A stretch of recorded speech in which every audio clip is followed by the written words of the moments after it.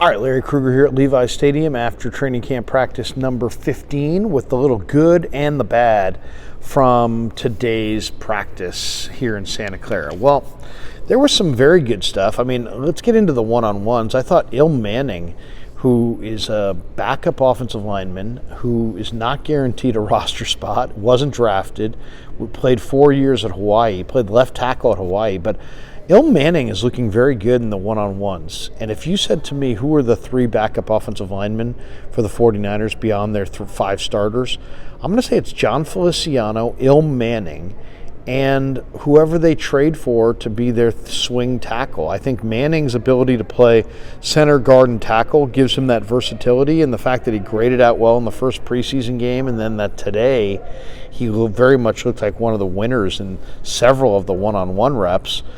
I like Ilm Manning. I think he's really coming on, and I think that's a real absolute good moment of the day, watching Ilm Manning kind of show that he's an NFL offensive lineman. So that was a good one. As far as another good thing, I thought Jeremy McNichols, the veteran running back, is looking really, really fast. He had a couple of really good runs towards the end of practice. He looked really sharp. On a good note, Brock Purdy was 13 of 21 and threw the ball pretty well today. On a bad note, he had interceptions to Curtis Gibson and Tayshaun Gibson. And when we asked Kyle Shanahan about it afterwards, he said, hey, Brock's letting it rip in practice, and he's not overly concerned about the interceptions. But 2 more interceptions today for Brock Purdy. Now, Trey Lance went 4 of 6. That was positive. Some of those throws were really good, but he also had 2 or 3 sacks that he took. He fumbled a pitch on an option, and he's just holding the ball too long. I mean, you can really see that. He had 1 run today that really should have been another sack. He's just struggling to get the ball out of his hands, and his clock is a little slow. Sam Darnold, on a positive note, was 5 of 9 and threw a touchdown. He also, I thought, had the best throw of the day. The touchdown pass was a post pattern to Braden Willis, and Darnold hit him right in the hands down the field. It was a really pretty pass, probably the best pass of the day of all 3 quarterbacks. Other positives today, Tayshaun Gibson continues to get his hands on the football. He got a nice interception. Curtis Robinson had an interception.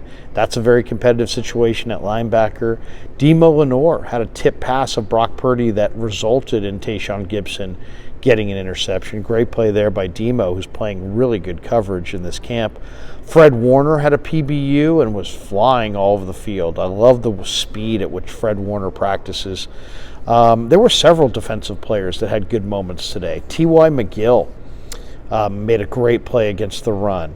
Austin Bryant knifed into the backfield and had a tackle for a loss. Jalen Graham made 2 plays against the run that were both outstanding.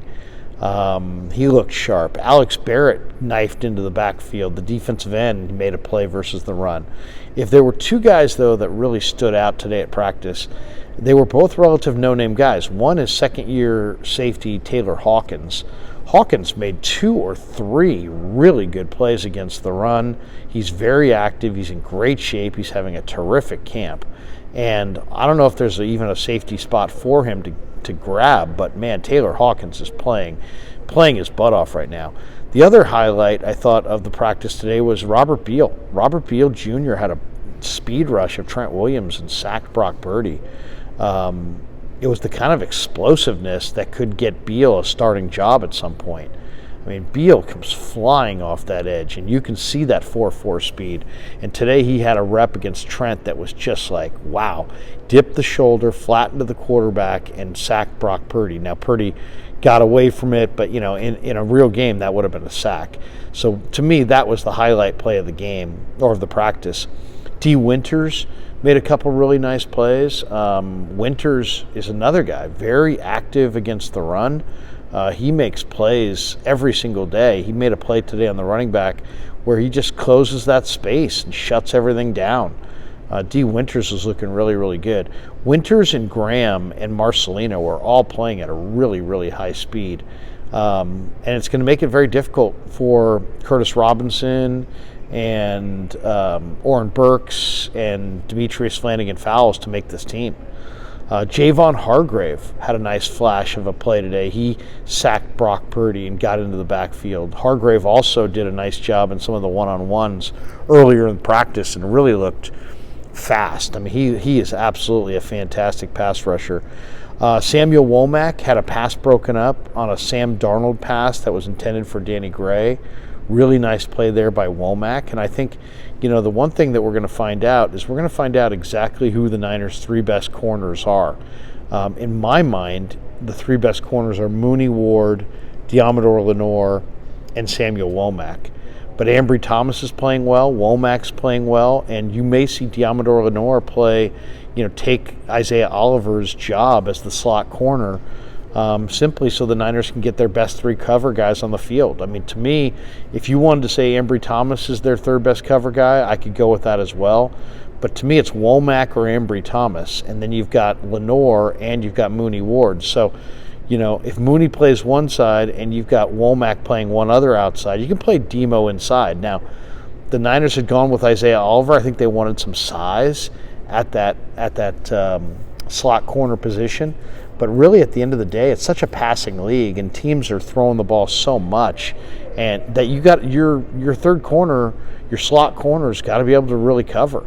And the Niners have a lot of options here. Quantrez Knight looks good in practice.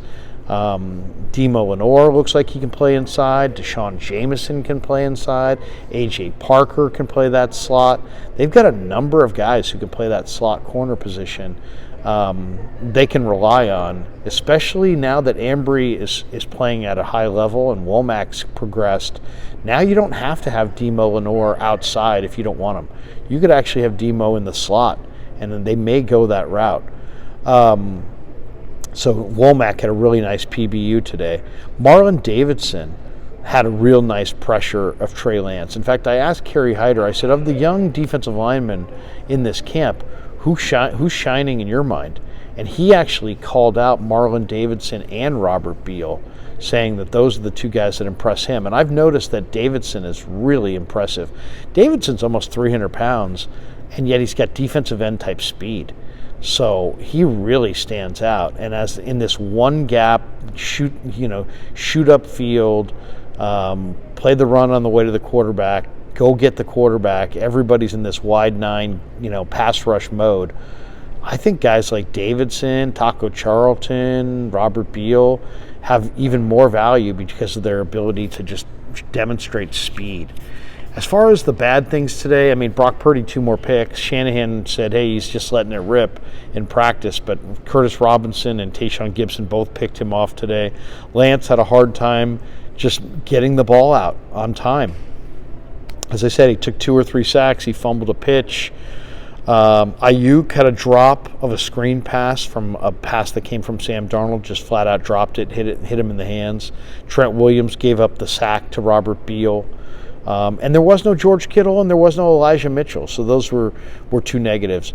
Also, Shanahan indicated after practice that both kickers, Jake Moody and Zane Gonzalez, will see time. And he's painted a picture of a very competitive situation on this roster for the number 2 quarterback spot, for the final spots at running back, at wide receiver, at linebacker, at defensive line. Lots of competition still very much to be done in the weeks ahead in this training camp. So there you go. There is the good and the bad from training camp practice number 15. Thanks to Pig and a Pickle for being the title sponsor of The Krug Show. And thanks to all of you guys for supporting The Krug Show on YouTube.